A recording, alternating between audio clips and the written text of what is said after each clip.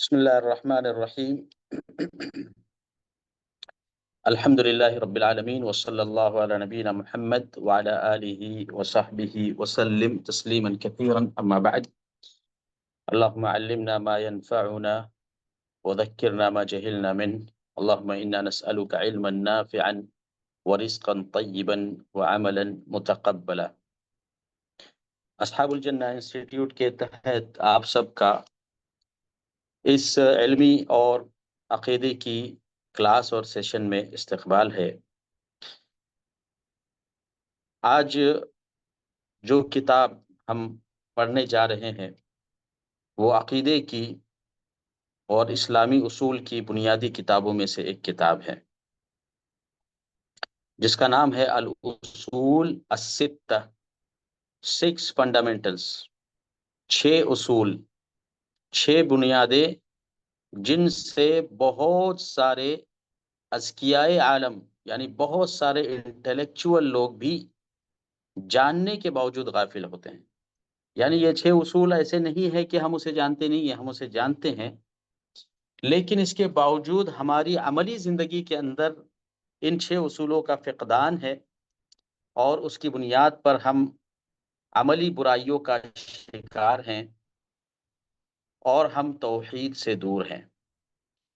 ان 6 اصولوں کو جاننے کے لیے بہت ضروری ہے کہ پہلے یہ جان لیا جائے کہ اس کتاب کے آتھر کون ہیں، اس کتاب کے لکھنے کا مقصد کیا ہے، اور اس کتاب کو آج ہمیں سمجھنے کی کیوں ضرورت ہے۔ تو یہ جو کتاب ہے الاصول الستہ، دین کے 6 فنڈامنٹلز، 6 اصول، یہ امام شیخ الاسلام محمد بن عبد الوہاب التمیمی الوہیبی رحمہ اللہ کی لکھی ہوئی کتاب ہے۔ بہت سارے لوگ شیخ الاسلام محمد بن عبد الوہاب رحمہ اللہ کا نام سن کر گھبرا جاتے ہیں۔ اس کی وجہ ہے کہ انہیں اس کا علم نہیں ہے کہ محمد بن عبد الوہاب رحمۃ اللہ علیہ کون ہیں اور ان کے دعوت کے مقاصد کیا ہیں اور ان کے دعوت کے ثمرات آج جی سی سی میں ان کی دعوت کے بعد اور ان کے صبر و استقامت کی صورت میں کس انداز میں ظاہر ہوئے۔ بہت سارے لوگ اس سے غافل ہیں، صرف نام سن کر ڈر جاتے ہیں اور سمجھتے ہیں کہ کسی ایسے شخص کا نام لیا جا رہا ہے جس کا عقیدہ درست نہیں ہے، جبکہ یہ بات بالکل غلط ہے۔ جو شخص توحید کی طرف بلاتا ہے، جو شخص اسلام کی طرف بلاتا ہے، ایک چیز آج کے اس زمانے میں یاد رکھیے کہ توحید کی دعوت دینا یہ بہت بڑا جہاد ہے، یہ بہت بڑا خیر کا کام ہے اور بہت بڑی نیکی ہے۔ امر بالمعروف میں سب سے افضل، سب سے اولا، سب سے زیادہ ضروری اگر کوئی چیز ہے تو وہ توحید کا پیغام ہے۔ شیخ الاسلام محمد بن عبد الوہاب التمیمی رحمہ اللہ کی دعوت توحید کی دعوت تھی، اور انہوں نے اپنے سماج، اپنے انوائرمنٹ میں جو غلط چیزیں دیکھی، جن شرکیات کو دیکھا، صالحین اور بزرگوں کے ساتھ جو شرک کیا جاتا تھا، ان کے قبروں کا طواف کیا جاتا تھا، انہیں اولیاء کے درجے سے بلند کر کے اللہ رب العالمین کا درجہ دیا جاتا تھا۔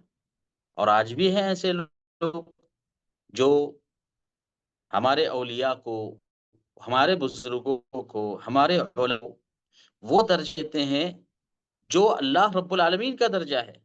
اس میں کوئی شک نہیں کہ اولیاء کا درجہ اگر وہ اولیاء اللہ ہے تو بہت بڑا درجہ ہے، لیکن اللہ کے درجے کے برابر اور نبی کے درجے کے برابر تو نہیں پہنچ سکتے۔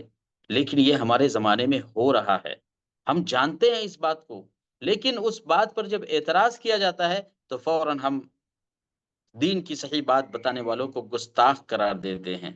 تو محمد بن عبد الوہاب رحمہ اللہ نے یہ 6 اصول، 6 فنڈامنٹل بیان کیے ہیں جو عقیدہ توحید اور علم اور علماء کے بیان میں ہے۔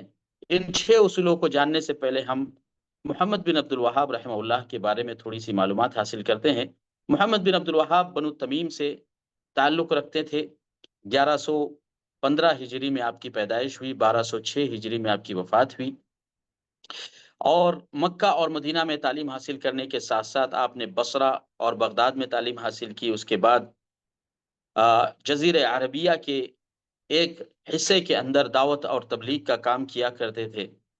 اللہ رب العالمین کی توحید کو انہوں نے اس انداز میں پیش کیا جو سلف کا طریقہ تھا، اور اللہ نے اس میں اتنی برکت عطا کی، اتنی برکت عطا کی کہ آج 2 اور 2.5 صدیاں گزرنے کے بعد ہم جو ایوولوشن دیکھتے ہیں، دین کی محنت دیکھتے ہیں، دین کا کام دیکھتے ہیں، خاص طور پر جی سی سی کے اندر اللہ رب العالمین کے انعامات اور برکتوں کو دیکھتے ہیں، یہ سب کے سب توحید کے ثمرات اور توحید کو خالص طور پر قبول کرنے کا نتیجہ ہے، جو جس دعوت کو شیخ الاسلام محمد بن عبد الوہاب رحمہ اللہ نے شروع کیا تھا۔ بعض لوگ ان کے قبیلے پہ اعتراض کرتے ہیں کہ بنو تمیم کے سلسلے میں رسول اللہ صلی اللہ علیہ وسلم نے ایسا اور ایسا فرمایا ہے، لیکن بنو تمیم کی فضیلت پر ایک حدیث میں آپ کے سامنے بیان کر دیتا ہوں جو صحیح بخاری کی ہے، جس سے آپ کو اندازہ ہو سکتا ہے کہ جو لوگ محمد بن عبد الوہاب رحمۃ اللہ علیہ کو صرف توحید کی دعوت دینے کی بنیاد پر غلط کہتے ہیں اور انہیں بنو تمیم سے بنو تمیم کی طرف ان کے انتساب کو غلط سمجھتے ہوئے اس حدیث کو سنیں۔ صحیح بخاری کی حدیث ہے، حضرت ابو ہریرہ رضی اللہ تعالی عنہ بہت مشہور صحابی ہیں، بیان کرتے ہیں کہ لا ازال احب بنی تمیم لثلاث، میں بنو تمیم سے برابر محبت کرتا ہوں 3 چیزوں کی وجہ سے، 3 چیزوں کی بنیاد پر بنو تمیم سے میں بہت زیادہ محبت کرتا ہوں۔ کون بیان کر رہے ہیں؟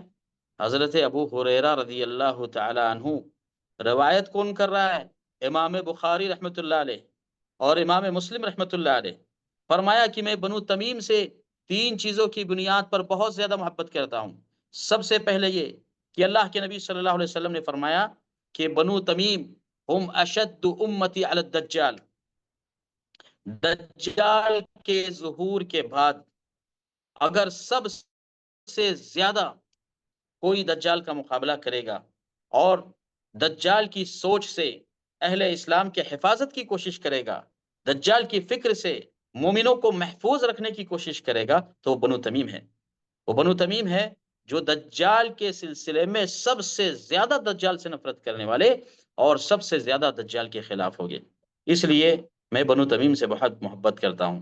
پھر اس کے بعد حضرت سیدنا ابو ہریرہ رضی اللہ تعالیٰ عنہ نے آگے فرمایا کہ بنو تمیم سے محبت کی دوسری وجہ یہ ہے کہ ایک مرتبہ جب بنو تمیم کے صدقات اور خیرات اللہ کے نبی صلی اللہ تعالیٰ علیہ وسلم کی بارگاہ میں بڑی مقدار میں پیش کیے گئے، تو اللہ کے نبی صلی اللہ علیہ وسلم نے فرمایا ہذہ صدقات قومنا، یہ ہماری قوم کے صدقات ہیں۔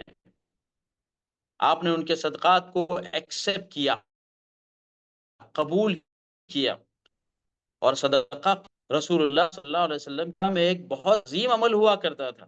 آج ہمارے میں لینے والے ہاتھ تو بن گئے ہیں، ہر کس و ناقص اور ہر بری اور اچھی چیز کو حلال اور حرام کی تمیز کے بغیر بھی لوگ قبول کرتے ہیں۔ اللہ کے نبی صلی اللہ علیہ وسلم کا معیار ایسے نہیں تھا۔ اگر اللہ کے نبی صلی اللہ علیہ وسلم کسی کا صدقہ قبول کر لیں، وہ اللہ کے پاس قابل قبول ہیں۔ آپ نے بنو تمیم کے بارے میں فرمایا کہ ہذہ صدقات قومنا، یہ ہماری قوم والوں کے صدقات ہے۔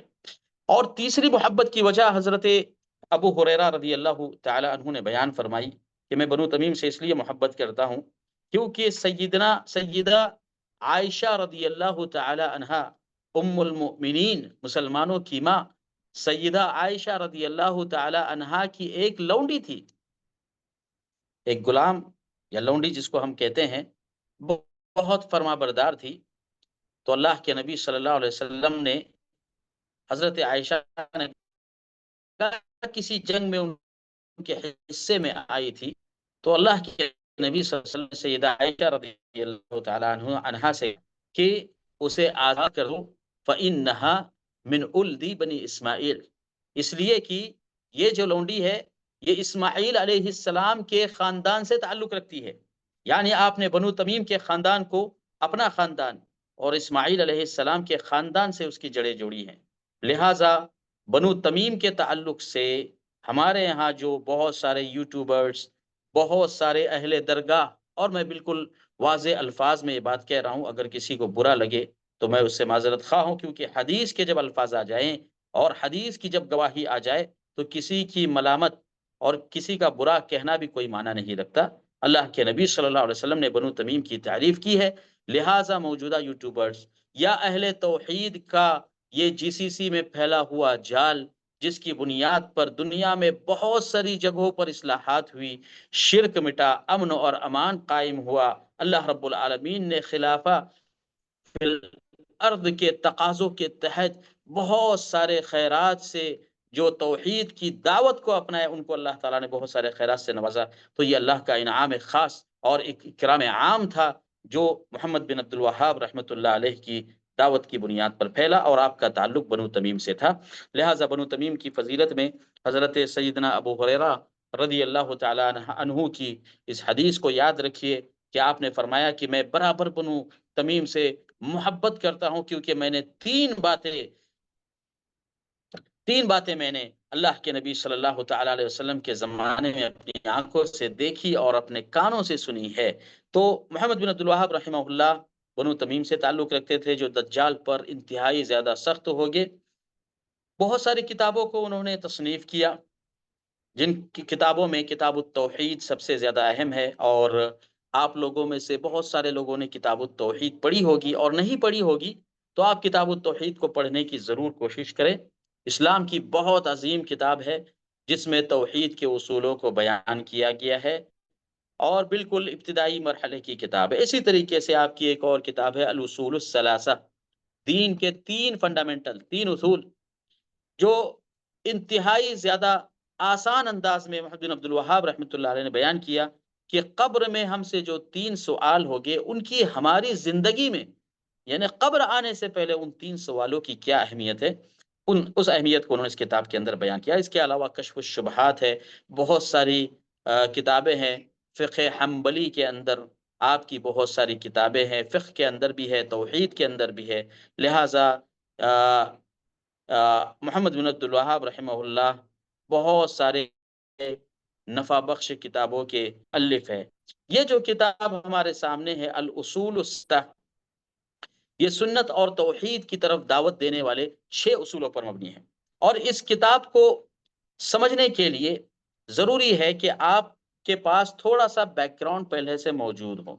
اگر آپ کے پاس بیک گراؤنڈ نہیں ہے، یا آپ جو ہے توحید کے فنڈامنٹلز اور اس وقت دنیا میں جو ہو رہا ہے، اہل توحید اور اہل شرک کے درمیان جو دراڑ ہے، اہل شرک سے کیا مراد ہے، اور اللہ کے ساتھ شرک کن عناصر کی بنیاد پر ہوتا ہے، اگر یہ تھوڑی سی چیزیں آپ کو پہلے سے معلوم ہو تو یہ کتاب سمجھنے میں بہت آسانی ہوگی. اور اگر یہ چیزیں آپ کو معلوم نہ ہو تو شاید کتاب کے بعض مباحث آپ کے لیے تھوڑے سے مشکل ہو جائے. کتاب کیا، یہ صرف 2 صفحات ہے، 2 صفحات ہیں جن میں 6 اصول بیان کیے گئے ہیں، 2 پیجز سے، جس میں 6 فنڈامنٹلز کو امام محمد بن عبد الوہاب رحمہ اللہ نے جمع کیا ہے. تو آئیے ان 6 اصولوں کو ہم جاننے کی کوشش کرتے ہیں. سب سے پہلے 6 اصول ہم جان لیتے ہیں کہ 6 اصول ہے کیا، اور بعد میں ہم اس کی شرح کریں گے. اگر آج وقت رہا مناسب تو آج کمپلیٹ کریں گے، اور اگر وقت نہیں رہا تو انشاءاللہ کم سے کم 3 یا 4 اصول کو آج ہم کور کر لیں گے، اور بقیہ جو 2-3 اصول ہے اس کو نیکسٹ درس میں جب بھی آپ کہیں انشاءاللہ نیکسٹ درس کے لیے اس کو رکھ لیں گے. تو یہ 6 اصول مجمل طور پہ بریفلی یہ جان لیجئے کہ یہ 6 اصول کا بریف کیا ہے، اختصار کیا ہے. 6 اصول یہ ہیں کہ سب سے پہلے محمد بن عبد الوہاب رحمہ اللہ نے ذکر کیا کہ اللہ رب العالمین کے دین میں اصل اخلاص ہے. دین کی ساری کے ساری بنیاد اخلاص کے اوپر ہے، اور اخلاص کی ضد شرک ہے. یہ پہلا اصل ہے، دین کی بنیاد اخلاص پر ہے اور اخلاص کی ضد شرک ہے. بہت سارے لوگ، بہت سارے انٹلیکچوئل لوگ، بہت سارے فلاسفر، بہت سارے صاحب حکمت افراد بھی جب اپنی دعوت میں، اپنے اصول میں اور اپنی انٹینشن کے اندر مخلص نہ ہو تو وہ دین کو فائدہ پہنچانے کی بجائے نقصان پہنچائیں گے. اس اصل کو جو ہے اس اصول کو انہوں نے جو ہے پہلے اصل میں بیان کیا ہے. الاصل الاول یہی ہے کہ اخلاص اور اس کی ضد شرک. نمبر 2، دوسری اصل یہ ہے، یعنی دوسرا اصول یہ ہے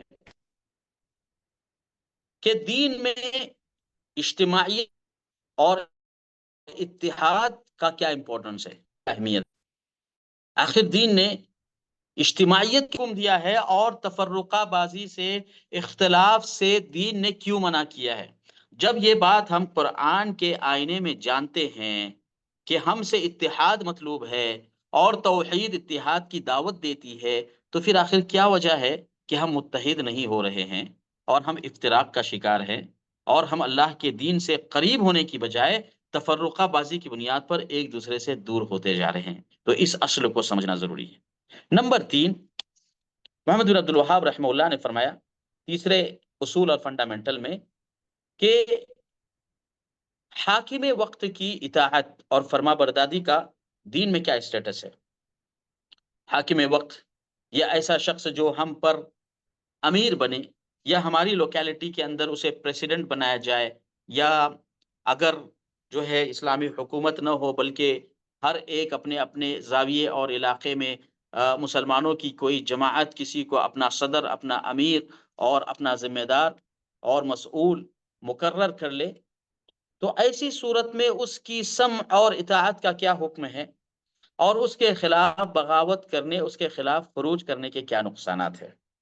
اگر امت کو یہ اصل سمجھ آ جائے تو اجتماعیت اور اتحاد میں اور اللہ کے دین کو اور اس کی رسی کو مضبوطی سے تھامنے میں بہت بڑی مدد ملے گی۔ اور اگر یہ اصل اگر ہم نہ سمجھے تو اللہ کے دین میں ہم اللہ کے دین کو ٹکڑے ٹکڑے میں جو ہے بانٹنے کا کے مسبب ہوگے اور ہم اللہ کے دین کو ٹکڑوں میں بانٹ دیں گے۔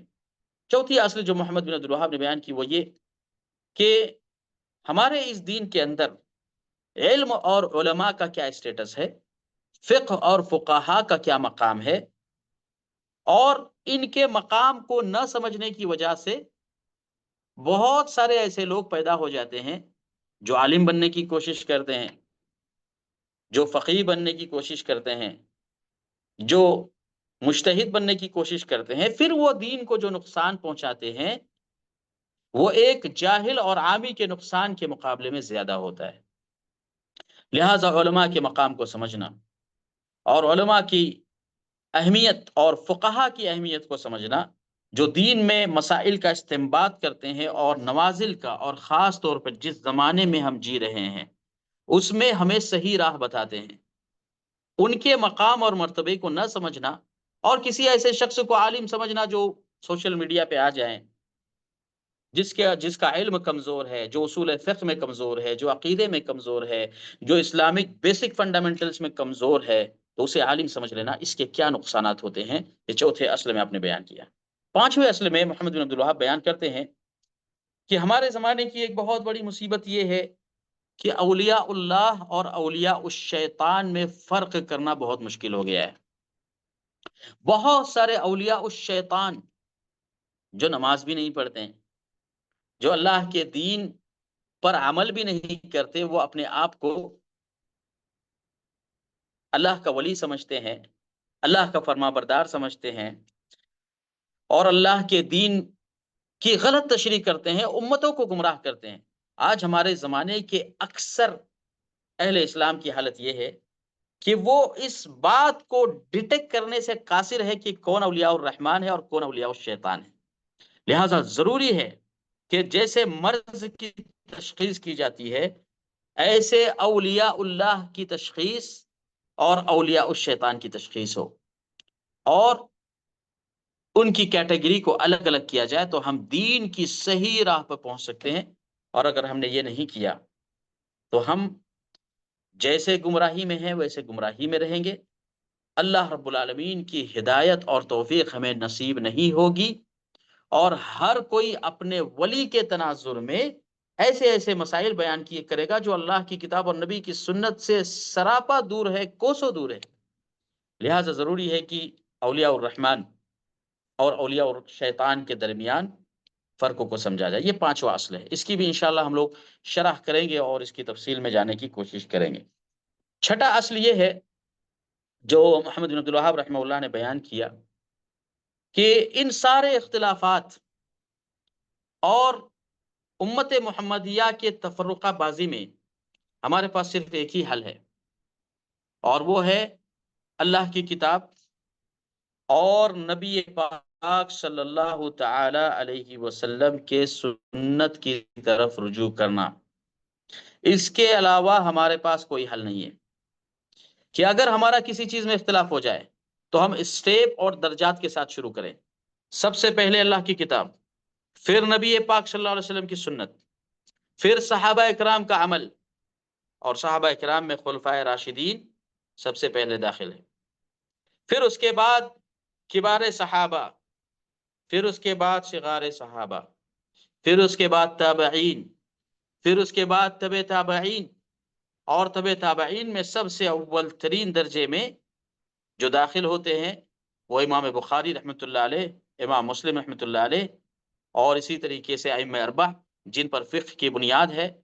یہ وہ اصل ہے کہ اگر ان ترتیبات اور ان اصولوں کو ہم نے سمجھ لیا تو اللہ کی کتاب کو اور نبی کی سنت کو لوگ غلط طریقے سے نہیں سمجھیں گے۔ ہر کوئی قال فلان فلاں نے ایسا کہا، فلاں نے ویسا کہا نہیں کہے گا، بلکہ ہر کوئی اللہ کی کتاب اور نبی کی سنت کو صحابہ کے طریقے پر، سلف کے طریقے پر سمجھنے کی کوشش کرے گا، اور یہی ہمارے اتحاد کی ضمانت ہے، یہی ہمارے اتفاق کی ضمانت ہے، یہی ہمارے یونٹی کی ضمانت ہے، یہی ہمیں دوسری اقوام کے مقابلے میں اللہ کے پاس مرغوب بنا سکتی ہے۔ اللہ کے مدد اور نصرت کا اصل راز اسی میں ہے کہ اللہ کی کتاب اور نبی کی سنت کو صحابہ کے طریقے پر سمجھا جائے۔ بس اللہ کی کتاب پر عمل کرنے کا دعویٰ سب کے پاس ہے، اچھے فرقوں کے پاس بھی ہے، برے فرقوں کے پاس بھی ہے، اہل سنت کے پاس بھی ہے، اہل تشیع کے پاس بھی ہے، اہل باطنیہ کے پاس بھی ہے، اسماعیلیہ کے پاس بھی ہے، نظاریہ کے پاس بھی ہے، مستعلیہ کے پاس بھی ہے، اشاعرہ کے پاس بھی ہے، اور اسلام کی طرف منسوب ساری جماعتوں کے پاس یہ دعویٰ ہے۔ مگر اللہ کی کتاب کو اس وقت تک صحیح طور پہ نہیں سمجھا جا سکتا جب تک اسے صحیح اور صریح طور پر صحابہ کرام کی طرف اور تابعین کی طرف اور اسٹیپ اور درجات کے ساتھ سلف صالح کی طرف نہ لوٹایا جائے، تب تک ہم ہدایت کو نہیں پا سکتے۔ تو یہ 6 اصول ہے جو اس کتاب میں بیان کیے گئے ہیں۔ ان 6 اصولوں کو ہم انشاءاللہ آج کے اس درس میں لینے کی کوشش کریں گے۔ ان 6 اصولوں کے سلسلے میں بعض لوگوں کا کہنا ہے کہ دین میں کیا صرف 6 ہی اصول ہے، اس کے علاوہ بھی بہت سارے اصول ہو سکتے ہیں۔ جی ہاں، ہو سکتے ہیں۔ یہ ایک طریقہ ہوتا ہے کسی میتھڈولوجی کو ذکر کرنے کا، کہ آپ کہہ دیں کہ 40 حدیث اور پھر تربیت پہ 40 حدیث نقل کریں، یا کہہ دیں اصول ثلاثہ اور اس میں 3 اصولوں کو ذکر کر دیں۔ اور یہ سلف کیا ہے، اس کی بہت ساری مثالیں ملتی ہے۔ توحید کی بہت سارے لوگوں نے 3 قسمیں کی ہے، اور ہمارے درمیان یہی معروف ہے کہ توحید کی 3 قسمیں ہیں: توحید ربوبیت، توحید الوہیت، اور توحید اسماء۔ لیکن بہت سارے علماء نے 2 قسموں میں ہی 3 قسموں کو داخل کر دیا ہے۔ بہت سارے علماء نے توحید کی 4 قسمیں بھی کی ہے۔ امام ابن مندہ رحمۃ اللہ علیہ نے توحید کی 4 قسمیں کی ہے۔ امام ابن القیم رحمہ اللہ نے توحید کی 2 قسمیں بیان کی ہے۔ تو توحید کی چاہے 2 قسمیں ہو، چاہے 4 قسمیں ہو، چاہے 50 قسمیں ہو، اگر وہ 3 معاملات کی طرف نہیں لوٹتی، ربوبیت، الوہیت اور اسماء و صفات، تو وہ توحید مکمل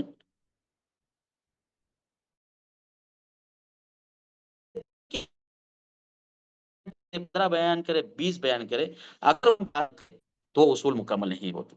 تو یہ جو تقسیمات ہے عقیدے کے باب میں یا فقہ کے باب میں، تو یہ تقسیمات لوگوں کے سمجھ کے لیے اور آسانی کے لیے کی جاتی ہے، تاکہ لوگوں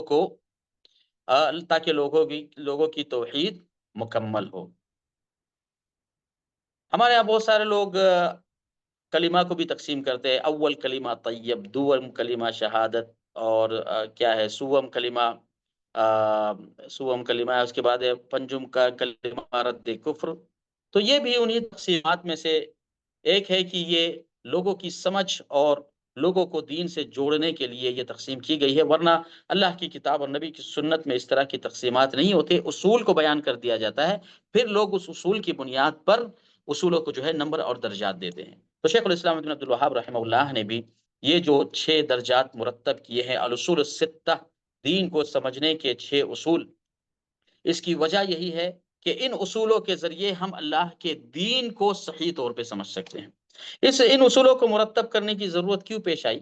بہت سارے علماء نے اس کے اسباب کو بیان کیا ہے کہ محمد بن عبد الوہاب رحمہ اللہ چاہتے تھے کہ علماء کی ایک ٹیم ان کے ساتھ جڑے، لہٰذا یہ 6 اصول خاص طور پر علماء کے لیے نصیحت کیے گئے ہیں کہ علماء اس کو سمجھے اور اپنے دین کے ساتھ جڑیں۔ اور بعض لوگوں نے اس کی وجہ یہ بھی بیان کی ہے کہ محمد بن عبد الوہاب رحمہ اللہ کے زمانے میں ایسا انوائرمنٹ تھا کہ اہل زمانہ شرک کو توحید اور توحید کو شرک سمجھا کرتے تھے. اہل درگاہ اور اہل قبور کی بہت زیادہ کثرت تھی، اور اس وقت میں توحید کو بیان کرنا انتہائی زیادہ مشکل کام تھا.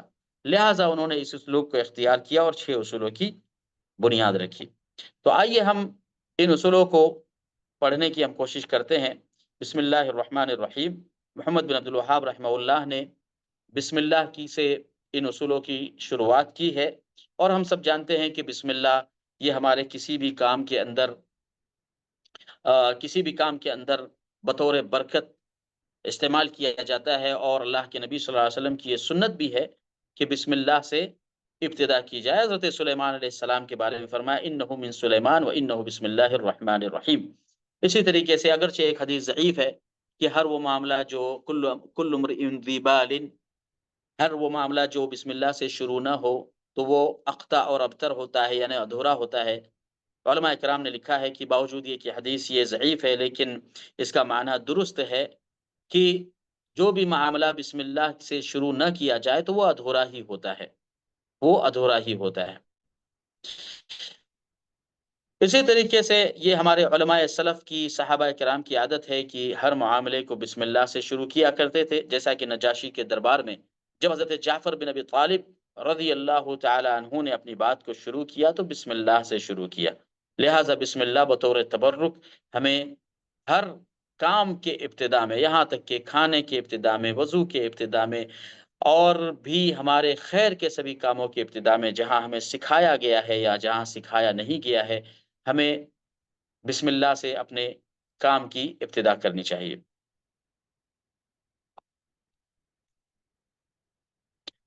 مصنف رحمہ اللہ فرماتے ہیں کہ سب سے پہلا اصل یہ ہے کہ اللہ رب العالمین کے دین میں اخلاص کو اختیار کیا جائے. اس سے پہلے مصنف رحمہ اللہ نے مقدمے کے طور پر فرمایا من اعجب العجائب واکبر الآیات الدالات على قدرت الملک الغلاب ستة اصول بین اللہ تعالی بیانا واضحا.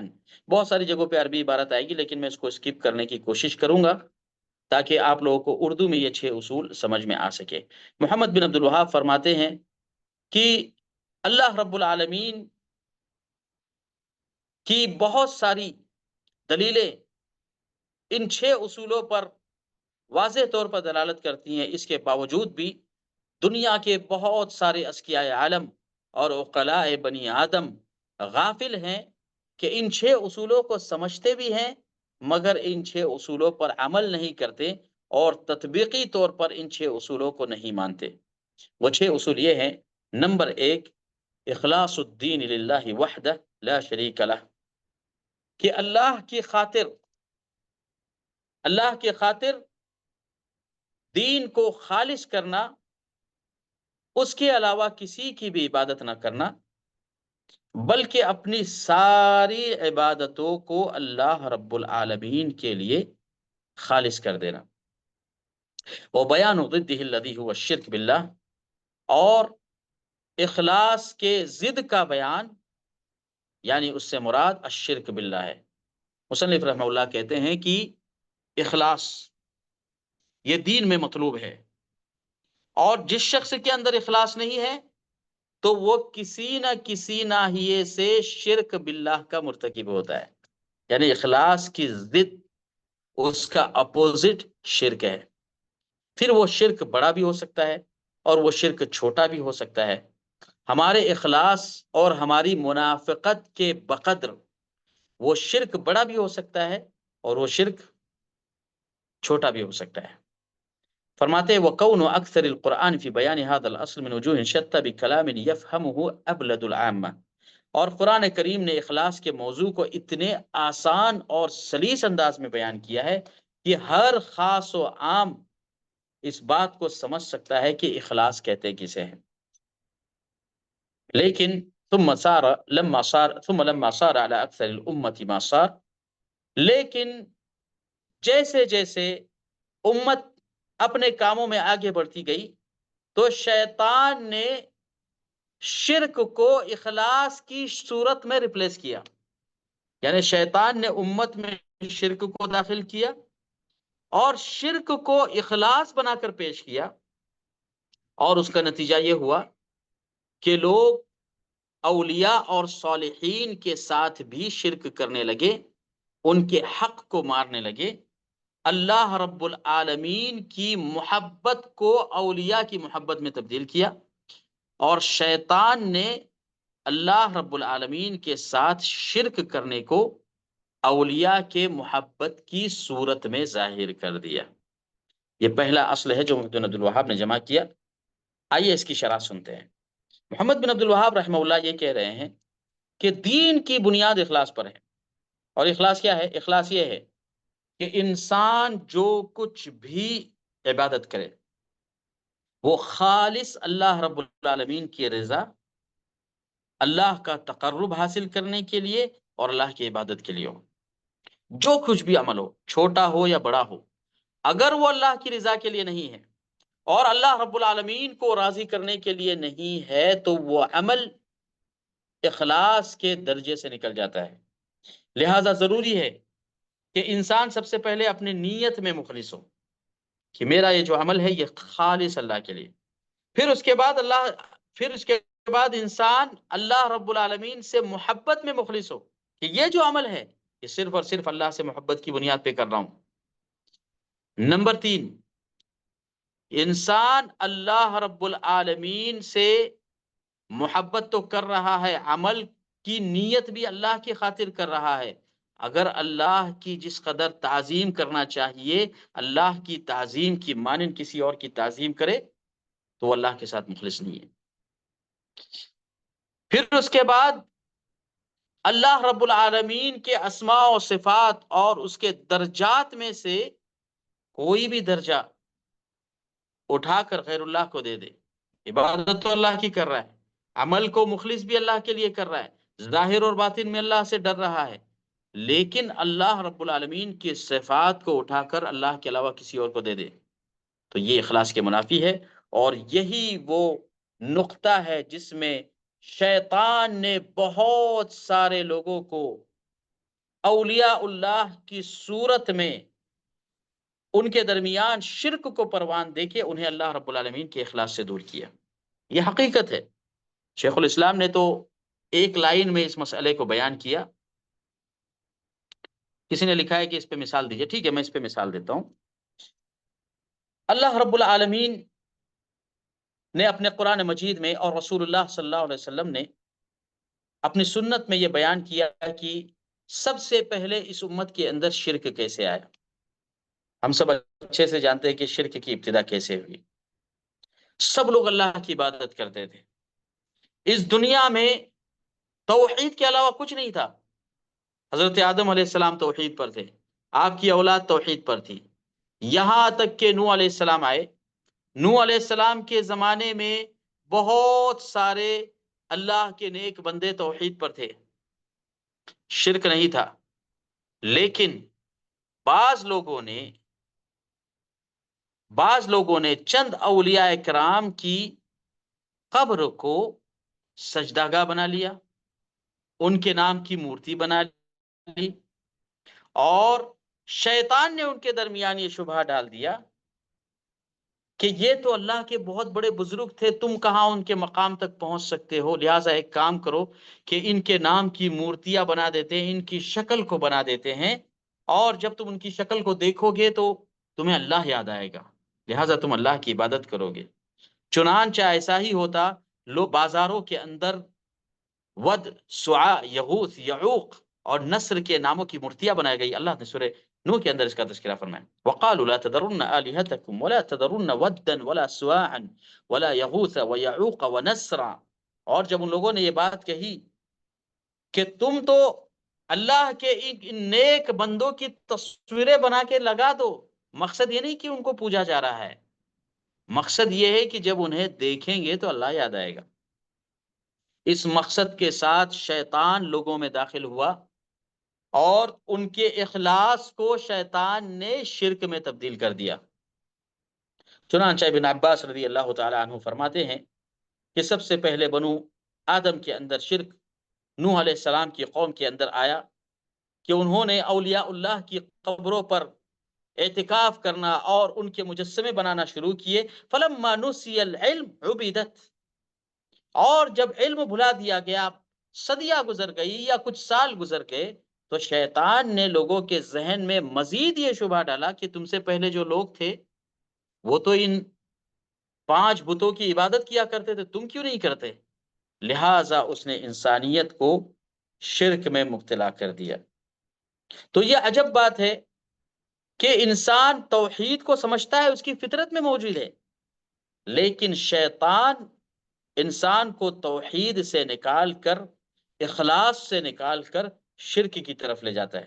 لہٰذا ضروری ہے کہ سب سے پہلے اخلاص کے مفہوم کو سمجھا جائے کہ اخلاص یہ ہے کہ اپنی نیت کے اندر، اپنی محبت کے اندر، اپنی تعظیم کے اندر، اپنے اخلاص میں اللہ رب العالمین کو ہی تنہا اکیلا اس دنیا کا، کائنات کا خالق، مالک، رازق، منعم، مدبر اور معبود برحق سمجھا جائے، اور اس کے علاوہ کسی کے ساتھ کسی کو اللہ رب العالمین کا شریک نہ ٹھہرایا جائے. اللہ کے نبی صلی اللہ علیہ وسلم کے پاس ایک شخص آیا اور اس نے کہا کہ یا رسول اللہ، جو آپ چاہے اور جو اللہ چاہے. تو اللہ کے نبی نے فرمایا جعلتنی للہ ندًا، کیا تم نے مجھے اللہ کے برابر قرار دیا؟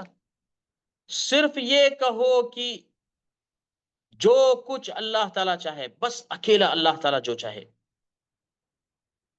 حالانکہ اللہ تعالیٰ نے بندے کو بھی مشیت دی ہے، جو میں چاہوں، جو آپ چاہیں. ہم کبھی کبھی ان الفاظ کا استعمال کرتے ہیں، مگر جب اللہ رب العالمین کے ساتھ ایز اے کمپیئر اور اقتران کے طور پر یہ عبارت آئے تو صرف اور صرف اللہ رب العالمین کی مشیت کا اطلاق شریعت میں مطلوب ہوتا ہے. یہاں تک کہ اللہ کے نبی صلی اللہ علیہ وسلم کی مشیت بھی قابل قبول نہیں. یہ قاعدہ ہے جو اللہ کے نبی صلی اللہ علیہ وسلم نے ہمیں بیان کیا. اسی لیے اللہ کے نبی صلی اللہ علیہ وسلم نے ایک حدیث میں فرمایا من حلف بغیر اللہ فقد کفر او اشرک، کہ جو شخص اللہ رب العالمین کے علاوہ کسی اور کی قسم کھائے اس نے کفر کیا، اس نے شرک کیا. کیوں؟ کیونکہ یہ اخلاص کے منافی ہے. اخلاص یہ ہے کہ اللہ رب العالمین کی عبادت میں اس کے ساتھ ادنا سا بھی شرک نہ کیا جائے. اسی وجہ سے مصنف رحمہ اللہ نے اخلاص کو شرک کے مقابل میں قرار دیا، شرک کے مقابل میں قرار دیا. آج ہم دیکھیں کہ بہت سارے لوگ توحید پر قائم ہونے کا دعویٰ کرتے ہیں، لیکن کیا وہ اللہ رب العالمین کی عبادت میں مخلص ہیں؟ ہم خود اپنے گریبان میں جھانکیں اور اس دنیا پر غور کریں. اور یہی بات محمد بن عبد الوہاب رحمہ اللہ ہمارے اس زمانے میں ہمیں یہ بتانا چاہتے ہیں کہ ہم اپنے آپ کو مخلص کہتے ہیں، ہم اپنے آپ کو موحد کہتے ہیں، ہم اپنے آپ کو اللہ رب العالمین کا فرما بردار کہتے ہیں. پھر ہم اللہ رب العالمین کی صفات کو، اس کے اسماء کو اٹھا کر عبد القادر جیلانی رحمۃ اللہ علیہ اور فلان علی الحجوری رحمۃ اللہ علیہ یا معین الدین چشتی رحمۃ اللہ علیہ پر ان عبارتوں کا اطلاق کرتے ہیں جو صرف اور صرف اللہ رب العالمین کے ساتھ خاص ہے. یہ المیہ ہے ہمارے اس زمانے کا کہ اگر ہم اللہ کے ان اولیاء کے تعلق سے یہ بیان کریں کہ اولیاء کا مقام تو بہت بڑا ہے مگر اولیاء کے نام کی قسم کھانا جائز نہیں. آپ دیکھ لیجئے، آپ پبلک میں، سماج میں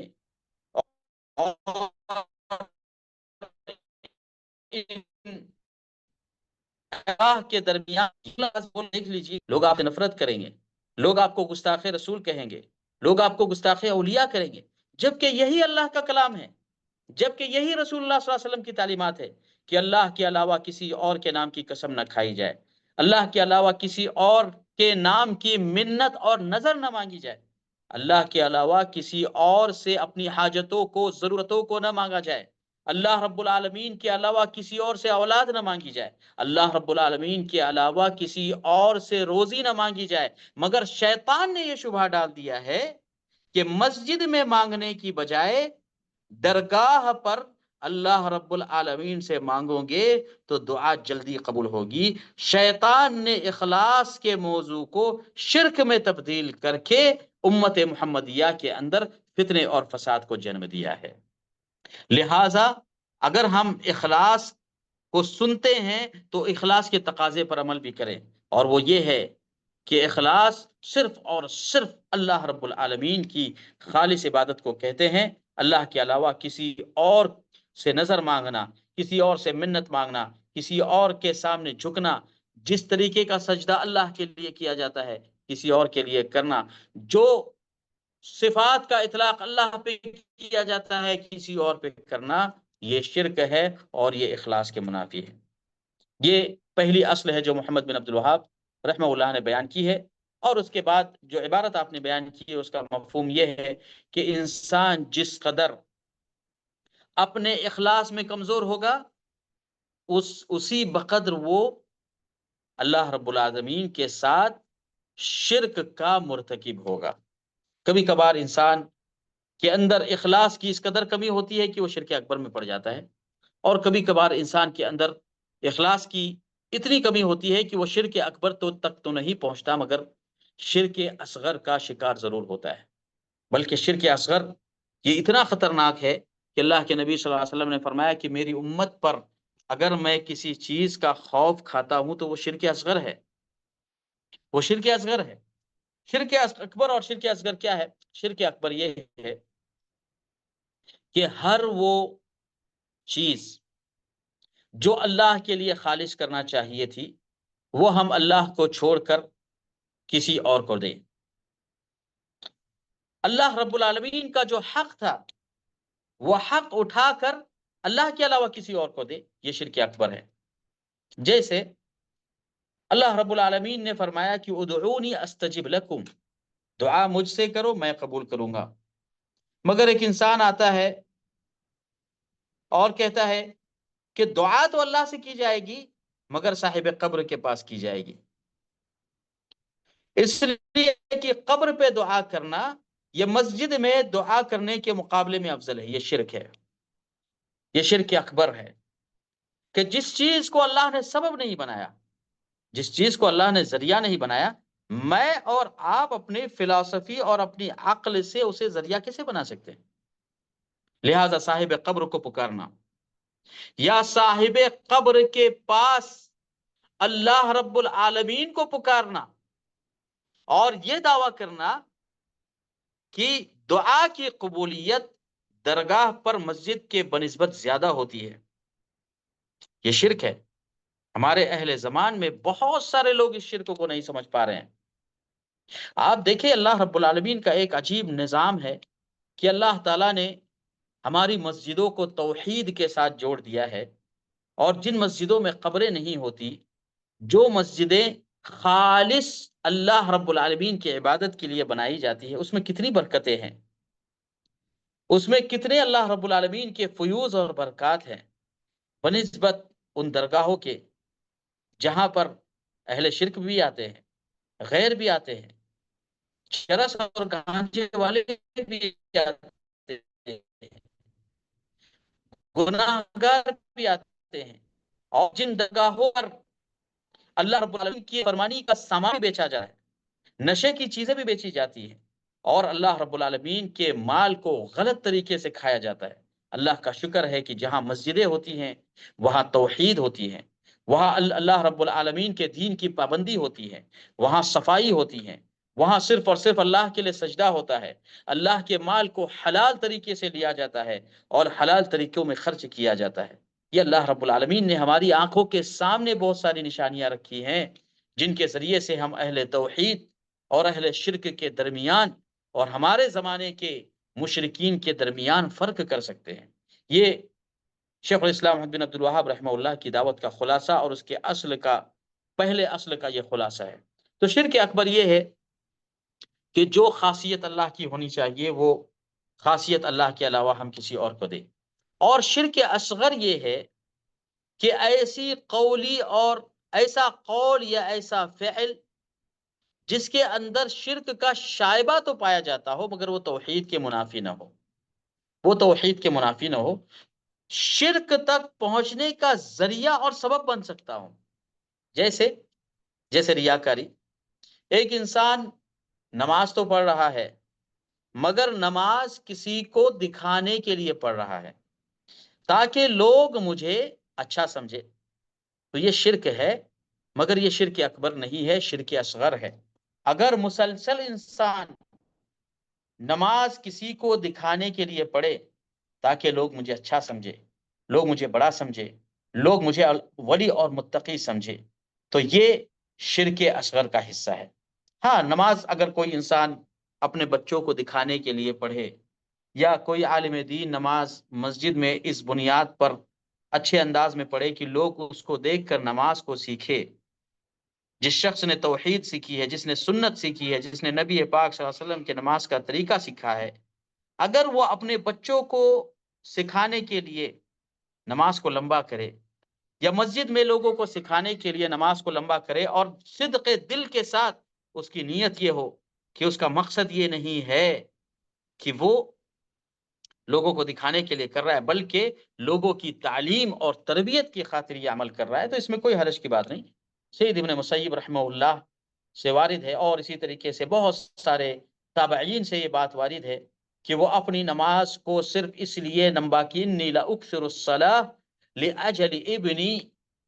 سید ابن مسیب رحمہ اللہ فرماتے ہیں کہ میں اپنی نماز کو بہت زیادہ لمبا کرتا اپنے بچے کو سکھانے کے لیے کہ نماز ایسی لمبی کی جاتی ہے، نماز ایسے پڑھی جاتی ہے. لیکن کوئی انسان نماز اس لیے پڑھے تاکہ لوگ اسے متقی اور پرہیزگار کہے، اپنے گھر میں نماز پڑھے تو کوے کی چونچ مارے، اور جب مسجد میں نماز پڑھے تو پتھر کی مانند کھڑا ہو، جیسا کہ بعض معتزلی اور فلسفی کو ماننے والے افراد کے بارے میں علماء کرام نے، علامہ ذہبی رحمۃ اللہ نے ذکر فرمایا ہے کہ معتزلہ جو دین کو انٹلیکچوئل طور پہ ثابت کرتے ہیں، ریٹورک فلسفی کی بنیاد پر، بہت سارے اسلام کے اندر ایسے لوگ آئے جو سائنٹیفک طریقے سے اسلام کو ثابت کیا کرتے تھے، تو اللہ رب العالمین کے اسماء و صفات میں اور توحید کے فنڈامنٹل اور اصول کے اندر بہت ساری غلطیاں کر جاتے. تو ان کے پہچاننے کی علامت یہ ہوتی کہ وہ عملی عبادتوں کے اندر بہت کھوتا ہوا کرتے. جب دین پہ بات کرتے تو کافی انٹلیکچوئل، ان سے پڑھنے والا کوئی، ان سے بہتر لیکچر دینے والا کوئی نہیں. لیکن جب عملی طور پر اپنے گھر میں نماز پڑھتے تو کوے کی مانند، اور جب مسجد میں نماز کے لیے آتے تو ایسے کھڑے ہوتے گویا کہ وہ سیسا پلائی ہوئی دیوار ہو. لوگوں کو بتانے کے لیے یہ عمل، یہ معتزلہ کی علامتوں میں سے ایک علامت علامہ ذہبی رحمۃ اللہ علیہ نے اور دیگر محدثین نے ذکر فرمائی ہے کہ بعض ابو حذیل العلاف اور بعض معتزلی بڑے بڑے علماء جن کے ہم نام سنتے ہیں، یہ ان کی کیفیت تھی. اللہ تعالی ہم سب کی حفاظت فرمائے. مگر دنیا میں ان کا ذکر باقی نہیں رہا. دنیا میں اگر کوئی باقی رہا تو بخاری رہے، مسلم رہے، ابو داؤد رہے، اور ان جیسے علماء سلف، امام احمد بن حنبل، امام شافعی رحمہ اللہ کا ذکر باقی رہا. اور یہ انٹلیکچوئل طور پر باتیں کرنے والے اور دین کو ثابت کرنے والے جو عملی میدان میں کوتا تھے، وہ ان کی ساری ان کی محنتیں ہباء منصورہ ہو گئی، ضائع ہو گئی. تو شرک اصغر یہ ہے کہ کوئی شخص عمل تو کر رہا ہے، اس میں شرک نہیں ہے مگر وہ دکھاوے کے لیے ہے. یا شرک اصغر کی بعض علماء نے مثال دی ہے، جیسے الحلف بغیر اللہ، کوئی اپنے ماں کی قسم کھائے تو یہ حلف بغیر اللہ ہے، اللہ کے علاوہ کسی اور کی قسم کھانا جائز نہیں ہے، یہ شرک ہے، مگر یہ شرک اصغر ہے، شرک اکبر نہیں ہے. ایک انسان بار بار اپنے ماں کی، اپنے والد کی یا اپنے بزنس کی قسم کھائے تو یہ بار بار اس کا قسم کھانا اسے شرک اکبر کی طرف لے جا سکتا ہے. ہو سکتا ہے کسی وقت میں وہ ایسی قسم کھائے جو شرک اکبر کا مرتکب ہو. لہٰذا اللہ کے علاوہ کسی اور کی قسم کھانے کی علماء نے دو قسمیں بیان کی. ایک تو ایک ہی انسان کسی ایسے معبود باطل کی قسم کھائے جس کی لوگ آلریڈی زمین میں عبادت کرتے ہیں، تو یہ شرک اکبر ہے. جس کی پوجا کی جاتی ہے، جس کی پرارتھنا کی جاتی ہے، جس کی عبادت کی جاتی ہے، اللہ کے علاوہ اس کی قسم کھانا یہ شرک اکبر ہے. لیکن جس کی عبادت نہیں کی جاتی اور جسے بطور برکت انسان قسم کے لیے استعمال کرتا ہے، جیسے کوئی اللہ کے نبی کی قسم کھائے، آل بیت کی قسم کھائے، بی بی فاطمہ کی قسم کھائے، یا اپنے ماں کی قسم کھائے، تو یہ شرک اصغر ہے، اس سے بچنے کی کوشش کرنا چاہیے۔ یہاں کسی بہن کا سوال آیا ہے اور مجھے تھوڑا ڈسٹرب بھی ہو رہا ہے، لیکن کوئی مسئلہ نہیں ہے۔ کسی بہن نے سوال کیا ہے قرآن کی قسم کھانے کا کیا حکم ہے؟ قرآن کی قسم، قرآن جو دونوں دفتیوں کے درمیان میں ہے، اگر وہ کلام اللہ ہے تو کلام اللہ کی قسم کھانے میں کوئی حرج کی بات نہیں ہے، اس لیے کہ کلام اللہ اللہ رب العالمین کی صفات میں سے ایک صفت ہے، اور جس طریقے سے اللہ کے نام کی قسم کھانا جائز ہے، اللہ کے صفت کی قسم کھانا بھی جائز ہے، لہٰذا کلام اللہ کی قسم کھانے میں کوئی حرج کی بات نہیں۔ لیکن اگر کوئی شخص دونوں دفتی کے درمیان کی قسم کھائے تو ایسی قسم سے اوائڈ کرنا چاہیے، البتہ کلام اللہ کی قسم میں انشاءاللہ کوئی حرج کی بات نہیں۔ تو یہ شرک کی دو قسمیں ہوئی۔ شرک کی کو علماء کرام نے 4 کیٹیگریز میں تقسیم کیا ہے: شرک اکبر، شرک اصغر اور کبائر اور صغائر۔ یہ موقع نہیں ہے کہ اس میں اس موضوع پر بحث کی جائے۔ جی، شرک اکبر اور اصغر میں کیا فرق ہے؟ دیکھیے، شرک اکبر یہ انسان کو ملت سے خارج کرتا ہے، لیکن شرک اصغر انسان کو ملت سے خارج نہیں کرتا۔ جیسے کوئی شخص تعویذ پہن لے تو یہ شرک ہے، شرک اصغر ہے، لیکن اس کی وجہ سے انسان ملت سے خارج نہیں ہوتا جب تک کہ یہ اعتقاد نہ رکھے کہ یہ تعویذ اللہ رب العالمین کی مشیت کے بغیر مجھے فائدہ پہنچا سکتی ہے۔ اگر انسان یہ اعتقاد رکھے کہ یہ جو تعویذ میں نے لٹکایا ہے اللہ تعالیٰ کی، اللہ رب العالمین کی کے ارادے اور مشیت سے مجھے شفا ملے گی، اللہ کی اجازت سے مجھے شفا ملے گی، تو یہ شرک اصغر ہے۔ اور کوئی انسان یہ اعتقاد رکھے کہ یہ تعویذ اللہ کی اجازت کے بغیر ہی استقلالاً مجھے شفا دے گی، تو یہ شرک اکبر ہے، اس سے احتیاط کرنا چاہیے۔ تو شرک اکبر یہ ملت سے خارج کرتا ہے، شرک اصغر سے انسان ملت سے خارج نہیں ہوتا۔ شرک اکبر کی بنیاد پر انسان کے سارے عمل ضائع ہو جاتے ہیں، شرک اصغر کی بنیاد پر انسان کا صرف وہی عمل ضائع ہوتا ہے جس عمل میں اس نے شرک کیا۔ جیسے کسی نے اپنے والد کی، والدہ کی قسم کھا لی تو وہ عمل اس کا ضائع ہو جاتا ہے، اس کے علاوہ دیگر اعمال ضائع نہیں ہوتے، البتہ خطرے کے دہانے پر ہوتے ہیں کہ انسان توبہ کرے اور دوبارہ اپنے توحید کی جانب رجوع کرے۔ اسی طریقے سے اگر کسی شخص کی شرک اکبر پر وفات ہو جائے تو وہ خالداً مخلداً فی النار ہوگا، ہمیشہ جہنم میں رہے گا۔ لیکن شرک اصغر پر اگر کسی کی وفات ہو جائے تو اس کے شرک کے بقدر اسے سزا دی جائے گی، اور ہو سکتا ہے اللہ کے نبی صلی اللہ علیہ وسلم کے شفاعت کی بنیاد پر اگر وہ صاحب توحید ہے اور وہ متقی اور تقی اور نقی نمازوں کا پابند ہے، تو ایسی صورت میں اللہ رب العالمین کی، اللہ کے نبی صلی اللہ علیہ وسلم کی شفاعت اس کو نصیب ہو۔ شرک اکبر کی بنیاد پر سلطان کے حکم کے ذریعے جہاد کا حکم دیا گیا ہے، شرک اصغر پر جہاد کا حکم نہیں ہے۔ اسی طریقے سے شرک اکبر جو ہے، یہ شرک اکبر پر اگر کسی کی وفات ہو تو اس کا ٹھکانہ جو ہے جہنم ہے۔ شرک اصغر کی بنیاد پر ٹھکانہ جہنم نہیں ہوتا، مگر اللہ رب العالمین کی مشیت کے ایسا شخص تابع ہوتا ہے۔ جی، بہت سارے سوالات یہاں پر وارد ہیں، لیکن چونکہ وقت بہت زیادہ ہو رہا ہے اور ابھی ہم پہلی ہی اصل کے اندر موجود ہے، پہلی اصل سے آگے نہیں بڑھ پائے ہیں، اس لیے ان سوالوں کو فی الحال اسکپ کیا جاتا ہے۔ تو یہ محمد بن عبد الوہاب رحمہ اللہ نے پہلی اصل بیان کی کہ اخلاص یہ عبادت میں سب سے زیادہ اہمیت کا عامل ہے، اور اسی پر ہماری ساری عبادتوں کی بنیاد ہے۔ لہذا توحید کی بنیاد اخلاص پر ہے، جس کا اخلاص درست کی توحید درست ہے، اور جس کا اخلاص درست نہیں ہے اس کی توحید درست نہیں۔ یہ نمبر 2، الاصل الثانی، دوسرا اصول، دوسرا فنڈامنٹل جو محمد بن عبد الوہاب رحمہ اللہ نے ان 6 اصولوں میں بیان کیے ہیں، وہ یہ ہے، فرماتے ہیں کہ امر اللہ بالاجتماع فی الدین ونہى عن التفریق فیہ، کہ بے شک اللہ رب العالمین نے دین کے اندر ہمیں اجتماعیت کے ساتھ رہنے کا حکم دیا ہے، اور افتراق اور تفرقہ بازی سے اللہ رب العالمین نے ہمیں منع کیا ہے۔ اللہ رب العالمین نے ہمیں اجتماع کے ساتھ، اتحاد کے ساتھ رہنے کا حکم دیا ہے۔ امت محمدیہ امت اتحاد ہے، اور قرآن کریم میں بہت سارے مقامات پر اس موضوع کو بیان کیا گیا، وَاعْتَصِمُوا بِحَبْلِ اللَّهِ جَمِيعًا وَلَا تَفَرَّقُوا، اللہ کی رسی کو مضبوطی سے پکڑ لو، تفرقہ بازی مت کرو، اختلاف مت کرو، اتحاد کے ساتھ رہنے کی کوشش کرو۔ لیکن محمد بن عبد الوہاب رحمہ اللہ یہ فرماتے ہیں کہ یہ اتحاد توحید کے بغیر کیسے ممکن ہے؟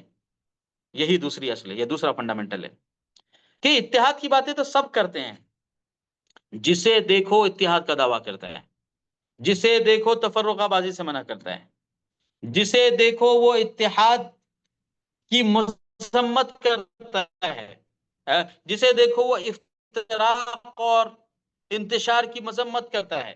ہر کوئی چاہتا ہے کہ امت متحد ہو، ہر کوئی چاہتا ہے کہ مسلمانوں پر جو مظالم ہو رہے ہیں ان مظالم کے اندر ہمیں صحیح راہ ملے، ہر کوئی چاہتا ہے کہ دنیا میں انصاف قائم ہو، ہر کوئی چاہتا ہے کہ امن اور شانتی قائم ہو۔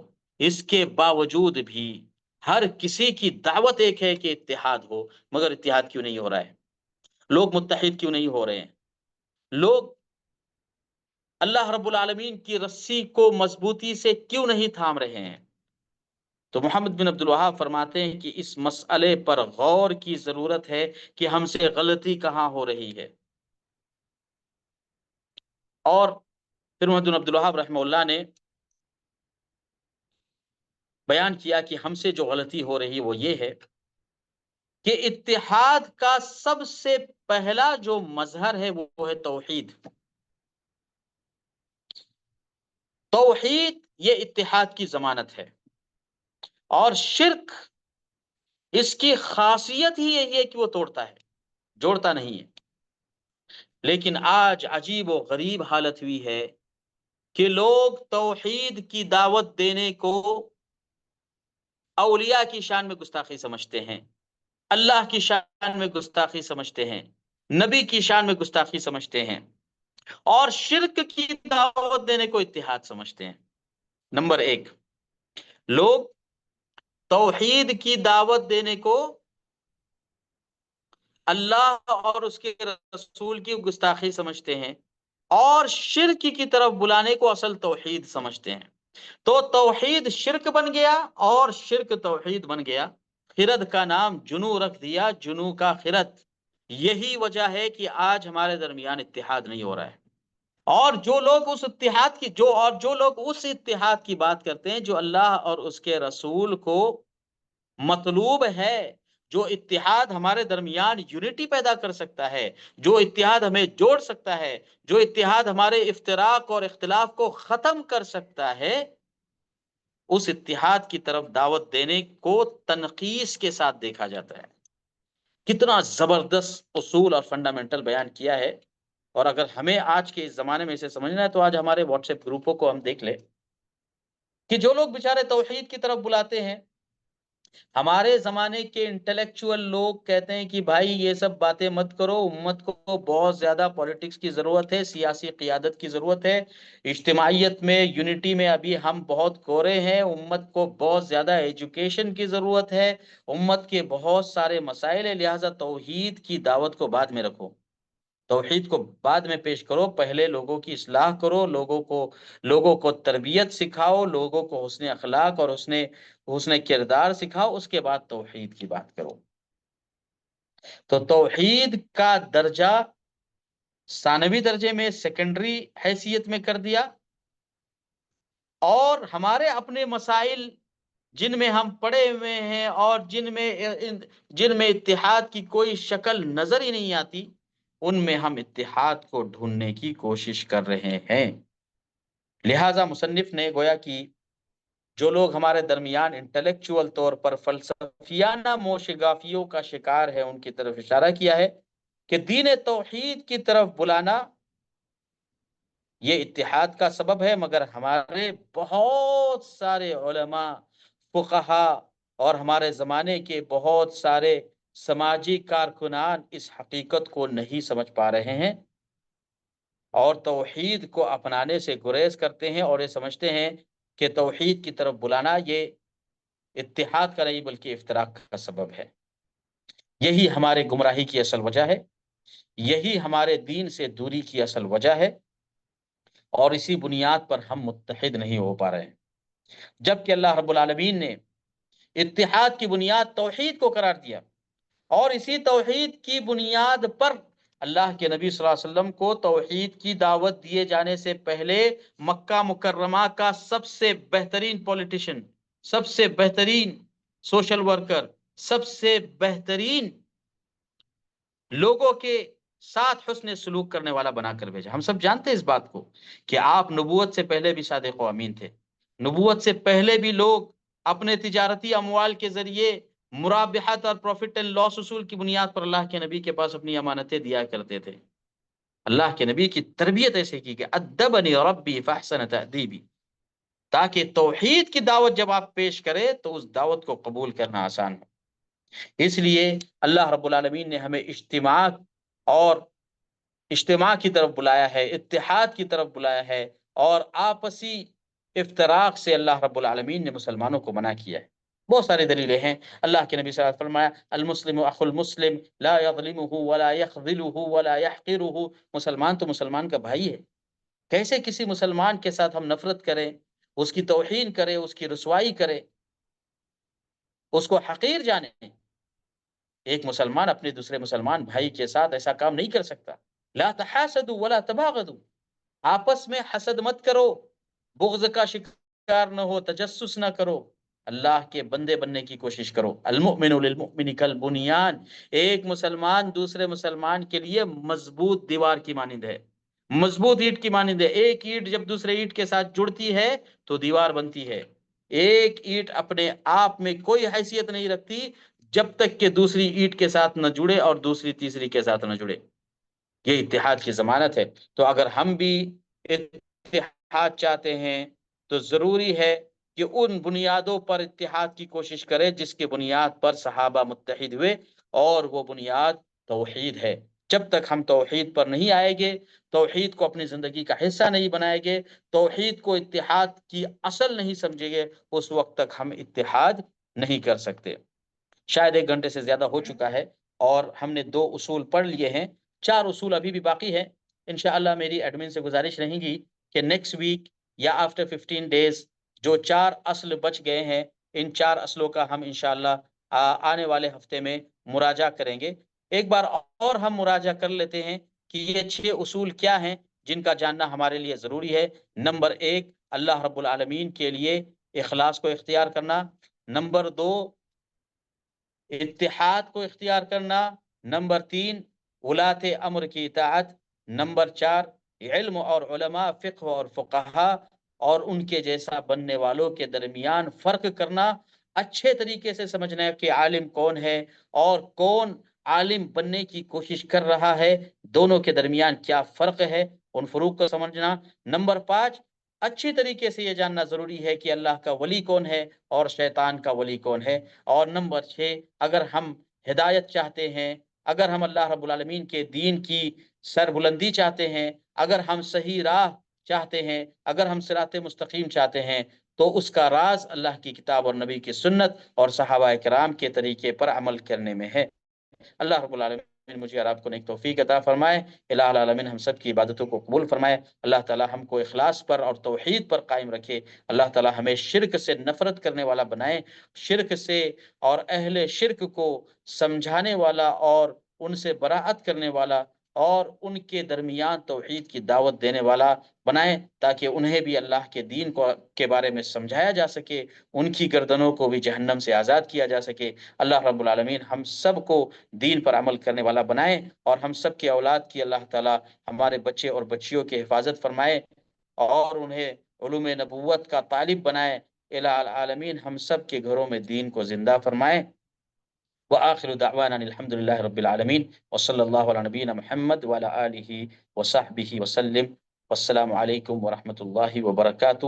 4 اصول بچ گئے ہیں جس کا اعلان انشاءاللہ جب بھی ایڈمن آپ کو کرے تو انشاءاللہ امید ہے آپ درس میں حاضر ہونے کی کوشش کرو گے۔ السلام علیکم ورحمۃ اللہ وبرکاتہ۔